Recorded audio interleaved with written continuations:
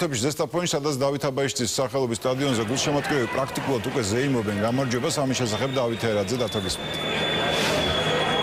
ნამდვილად წარმოუდგენელი იყო თამაშის დაწყებამდე ასეთი ანგარიში საქართველოსა და მოლდოვის ჩემპიონები პირველად თამაშობენ UEFA-ს ჩემპიონთა ლიგის საკვალიფიკაციო ეტაპზე, თუმცა მართლაც წარმოუდგენელი იყო ასეთი უპირატესობა 3-0 შემდეგ ზესტაფონს თავისუფლად შეუძლია საპასუხო თამაშის წინ თავი აშკარა ფავორიტის რანგში იგრძნოს. მე-13 წუთზე ნიკა გელაშვილმა დაუდო სათავე ზესტაფონელთა წარმატებას, რის შემდეგაც ჯაბადოვალმა ორი ერთმანეთზე ულამაზესი გოლი გაიტანა და ამ მატჩი ფაქტობრივად გამარჯვება ბედი გადაწყვიტა. ზესტაფონელთა ასეთი თამაში მოულოდნელი იყო აქ მოსული სპეციალისტებისთვისაც.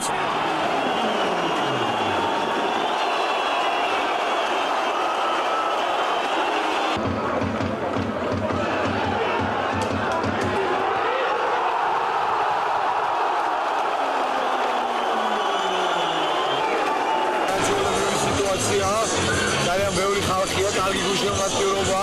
თამაშმა თვითონ უკან ნახა პირველივე წუთებიდან ზესტაფონის ფეხბურთელებს, რომ იგრძნეს შესაძლებლობა, იგრძნეს რომ აქტიურად ყველაფერი გამოსდიოდა.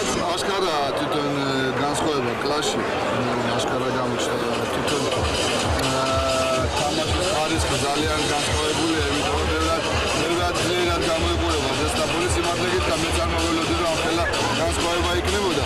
ჩვენ ჩემპიონს და მოლდოვის ჩემპიონს შორის.